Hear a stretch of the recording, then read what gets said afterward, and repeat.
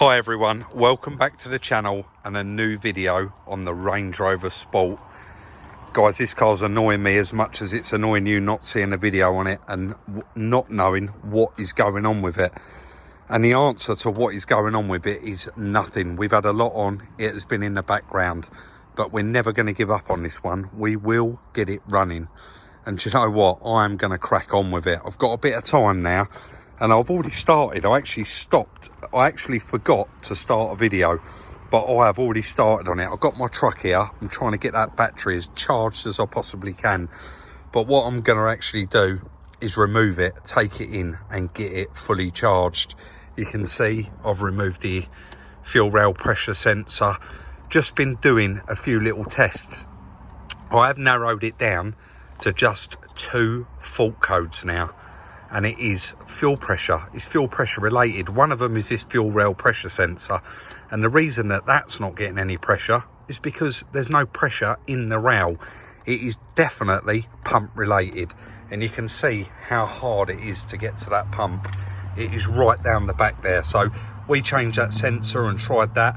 There is a stop solenoid on that diesel pump. So we are thinking it is going to be pump related or immobiliser related. And when I say immobiliser related, I mean the clocks. We know that they was previously done. The previous owner said they actually had the clocks sent away and repaired. So the speedometer basically, everything there in the front. So the binnacle. I am going to start stripping out all of this lot. I need to get it out. I need to get some access to that pump. Quite a lot of you in the last video said broken belt. Guys, it's definitely not a broken belt. I've had my fingers in there and I can feel the belt is fine. That's not to say that the pump's broken up and the pump's knackered. It has done 130,000. So all I can do is delve in, get in there, get some of this stripped out and have a proper look. Let's do it.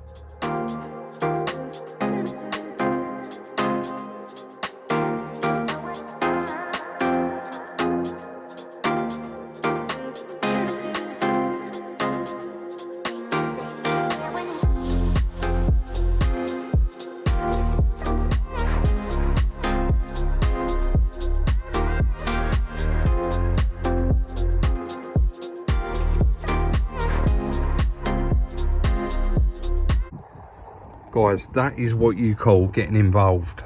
Seriously getting involved. Look at it all. But a lot of you are going to say, oh no, how are you going to remember where all that goes? But believe it or not, these little guides actually, pretty much when you put a bit of plastic back in, you can't get it wrong. If I can get it on, they all clip into that piece of plastic. And all of these plugs here are just plug into the ECU down there.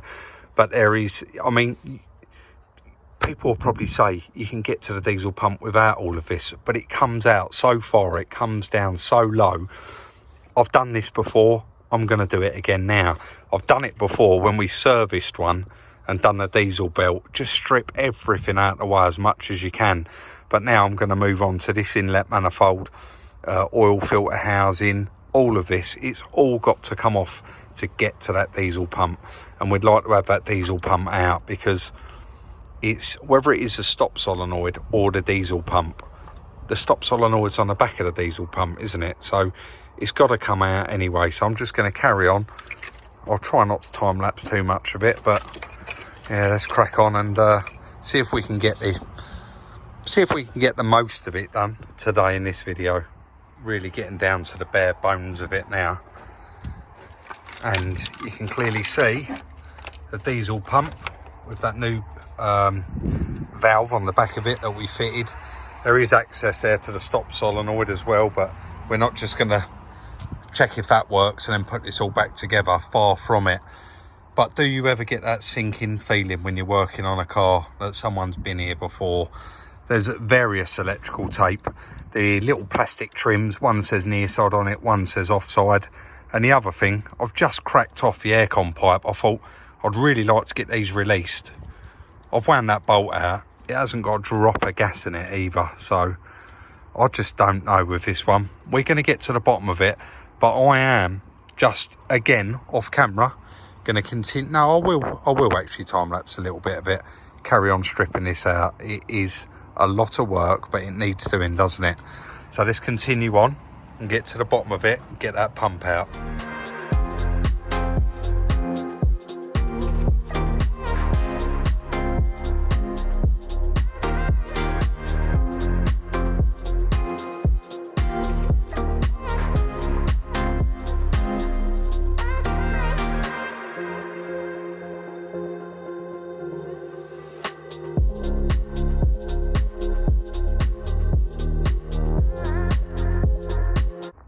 Last knockings, guys.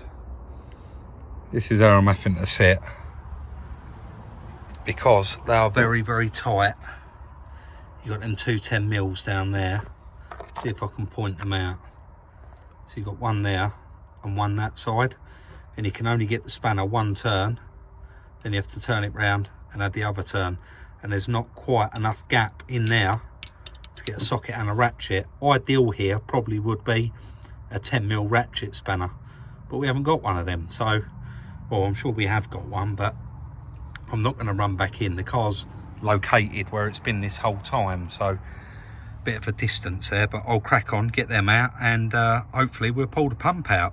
I am absolutely beat for the day, guys. I've cleared up. I've got as much as I could tonight. I mean, we're already nearly 6 o'clock in the evening, afternoon.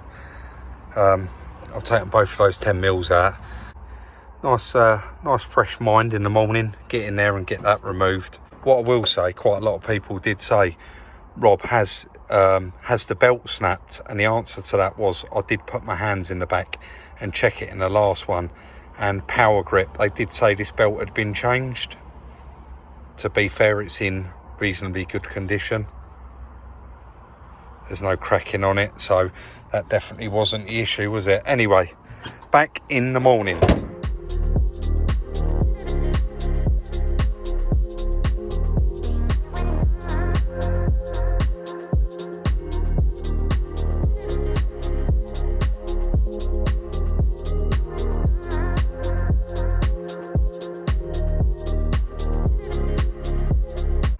One big empty space down there now.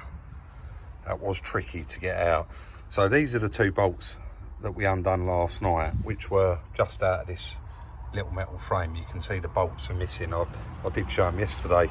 But round the front here, the top one doesn't have anything in it, but that one there does, and also that one there. But that one was so difficult to get to because you've got, I don't know if you can see, let's zoom in a little bit. So that metal pipe there is actually, where you can see that's the hole, and it wasn't big enough to get a ratchet in, so I had to get a little one with a 45 on there, little tiny flexi ratchet, and I just managed to get a turn on it and then hold my finger in the back of it. But that's the diesel pump off. Let's get it inside and show Chris. So nice to finally see this actually sitting on the bench and show Chris it as well. And we've just had a bit of a chat, and I said I just don't know where we're going to go with it, or what really tests to do on it. And like you said, really it wants to go to a proper diesel fitter. Yeah. And Peter is the man, isn't he, up at Rochester City Diesels. That's where he done the injectors on another one for us, didn't he?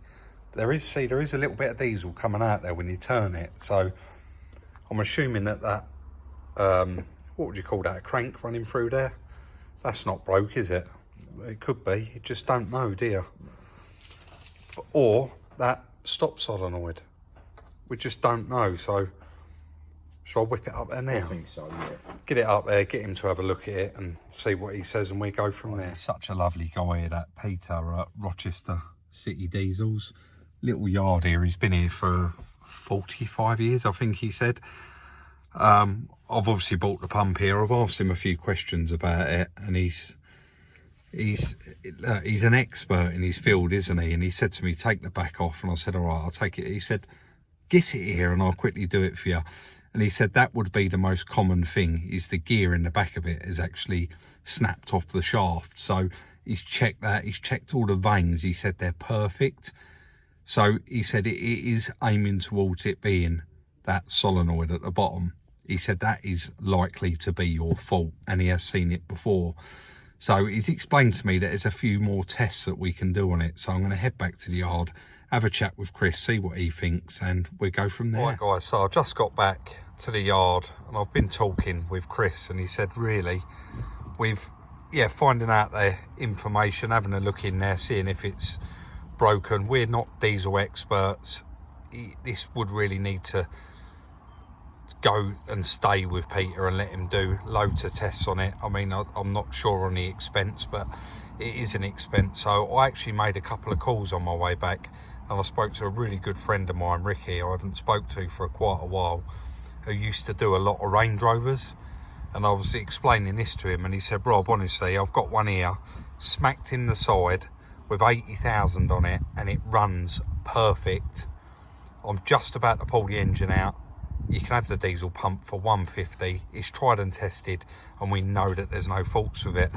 And like I said, we just had a chat. Chris said, well, you're not chasing your tail, are you? Checking this and checking that. Just pay for the pump, get the pump here, and then we'll just refit the brand new second-hand pump that you've got coming down. So I think that is the angle that we're going to go down. But I know a lot of you have really been waiting for this video, and this could be, between me speaking now and then cutting in next, could be another week or maybe 10 days. So what I'm actually going to do, this video is going to take a bit of a different angle, but I'm sure you're going to enjoy it anyway. So we'll be back on the Range Rover as soon as the new diesel pump arrives. Just thought I'd chuck this little bit in here, guys. Obviously we can't look at Copart in landscape, it just doesn't seem to work. They must have their screens locked, Chris, so that you can't turn it, I don't know. But this is one that Chris actually found, and he's put in a watch list. Current bid 2.9, 2021 Audi Q2 Sport.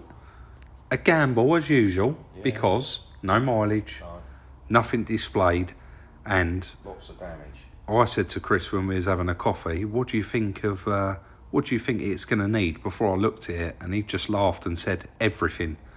And I think I'd have to agree, that wants everything across the front there. I don't know if the engine's moved, but the chassis leg is certainly bent round there, isn't it? But you've got to be in it to win it. So that's one contender that we're going to have a little go at today. It does say there, estimated retail value, 25,765. But if you go down to lot information, 7th of the 9th, 22, category S. I've actually done a check on this car, and it was written off in February. So it's been sat around for quite some time, hasn't it? Yeah. What else we got in there? 2021. The value is a bit optimistic. Sorry, Chris. Thank you. Yeah, that's what I was getting at. Yeah. The payout value probably was correct at the time. Yeah, not now. No, not now. No. It does say estimated retail now 17 to 18,000. Yeah, little Volkswagen Polo beats there. Chris said another one that we could quite possibly get in, do a video, get all the parts together and sort of knock it out in a couple of videos. Yeah, less expensive on parts, that one, than some of our previous projects. No airbag kit required, but it looks like it wants a bumper, headlight and a wing, and a repair on the quarter. Yeah. So that's another contender for today. Let's actually have a look at that. It's currently on 5.2, 17,910. And then minimum bid, it says there, guys, which means basically it hasn't met its reserve. And then we got a few other little bits in here. Another one there, Chris put in the watch list. I did have a flick through and thought, that seems cheap enough. Retail value, 10 grand. And then I went to additional lot information, and it actually says down there, previously a category D loss. Yeah. So it's now a category D and a category S. It wouldn't be the first time we've had a double catted car, but they're not the easiest thing in the world to sell. Also, another little Fiesta. Again, we probably wouldn't even do a video on this, but we do like to have some bits in the background that we can tick over on. And we know that I can probably do the airbag kit and that with blindfolded. Yeah, that's and, right. And you'll repair that in 15 minutes. Nice on the miles and not a lot of money. 42,000, yeah. Currently on 575, so... And then the last one we've got in there. Did you put that in there? Yeah, I just thought... Austin Healey. Same age as me, that is. Is it? It don't look too bad, actually. It was... Unrecorded, so it's a private entry. Yeah, it's on no money, is it, at the moment? V5 on file. Spare wheel, HPR check, clear. No, only had 9 owners. etc, etc. V5 there. When I did flick through, actually looks really clean. That's what I thought. Bit of filler in there. Yeah. Half a wiring loom in the boot's a bit of a worry, isn't it? Yeah. Anyway, guys, that's what we are looking at today. Right, let's crack on. Like I said, guys, a little bit of a U-turn. So that's what we're bidding on today. We're going to go back to that once the auction goes live. But in the meantime, this is the only vehicle we've got that is not mobile. It doesn't drive. But the inlet manifold has arrived. So I'm actually planning on getting that inlet manifold fitted and hopefully get this one to run and drive, because I pushed it in the other day and then had to push it back up here. And although it's a small car, it's not like when you're pushing it on your own, when Chris wasn't here as well. So we get that inlet manifold fitted, get a battery on it, and fingers crossed this one should start. We've never ever heard it run, have we? And the only thing that was damaged on the front there was that inlet manifold. You can see it hasn't touched the alternator, hasn't touched the aircon pump. So let's crack on and get that done.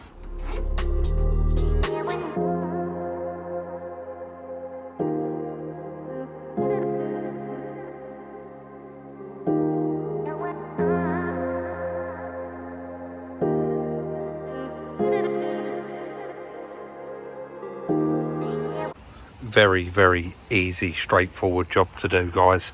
So you've got your 1 bolt in there, 2, 3, 4 and 5, and then you've got 113 down here. The wires clipped back in.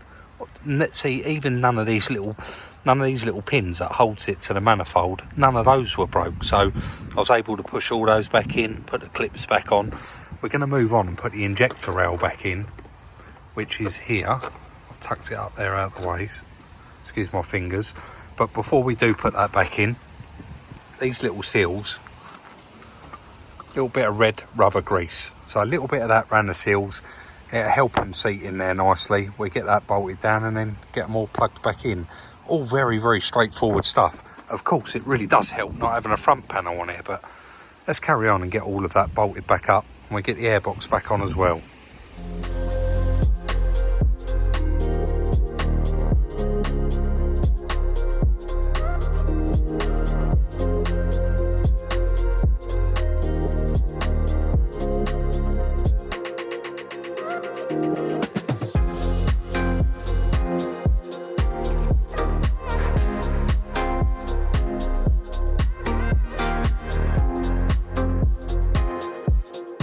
And that's it, guys, as simple as that.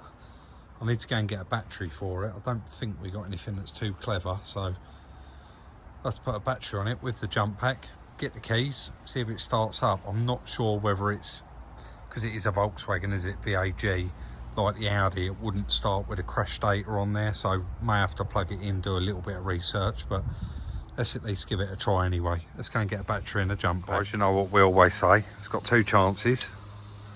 It's either going to start or it's not, so if it doesn't, we'll have to plug it in, but let's give that a try.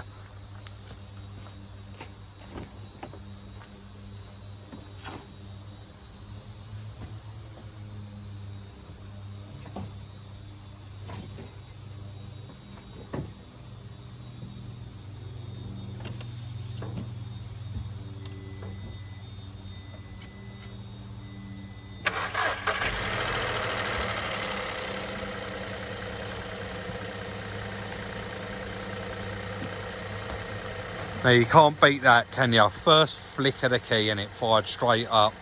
Don't worry about the little bit of water, and it's not going to hurt it just for a couple of seconds to run. Let's just make sure it moves backwards and forwards.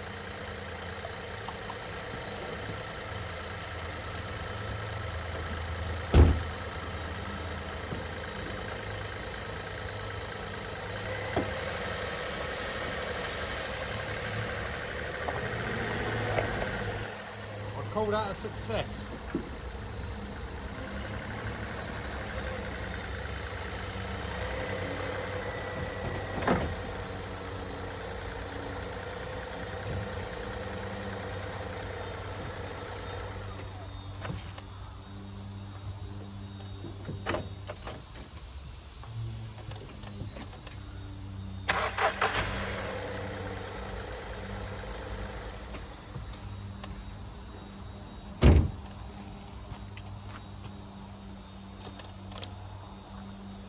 Not only does it run perfect, it actually sounds amazing as well, doesn't it?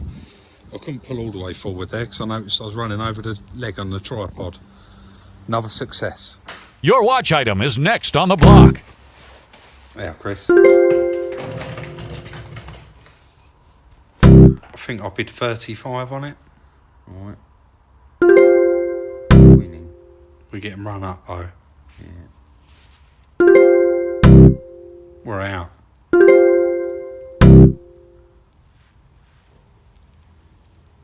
Are we going one more or is that it? Go on then. Yeah, we're out. We're out. See what it makes now though.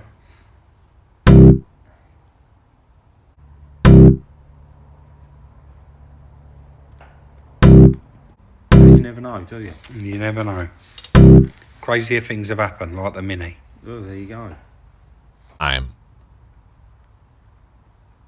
It's still on reserve, isn't it? Is it? Oh yeah, it is, yeah. Sorry, yeah, it is.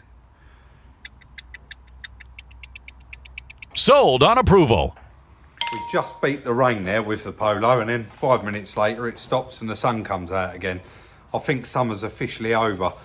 Guys, I did want to mention straight away, because that was the last bit in the video, the Copart bidding that you just watched. A lot of you will see it and go, why was it jumping up over £1,000 at a time? It actually went on for 4 minutes, and what I ended up doing was just cutting sections of it out to speed up the process. Because once it got to a certain amount, like 4 grand, it was like bonus time, and then bonus time again, and then more bidding, etc. So that's why that did jump from basically £3,000, £4,000, £5,000, £6,000. It sold for £6,000 on approval. I think we're being a bit optimistic, bidding just as little as 3,650 quid, I think we went to.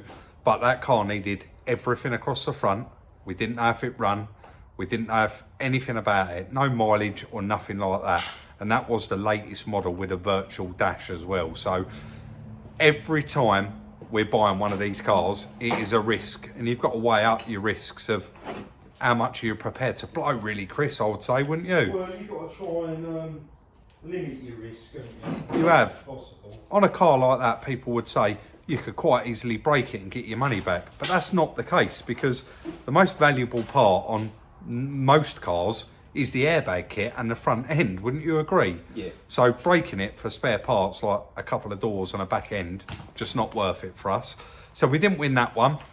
It was on approval, so it might go through again. We'll see.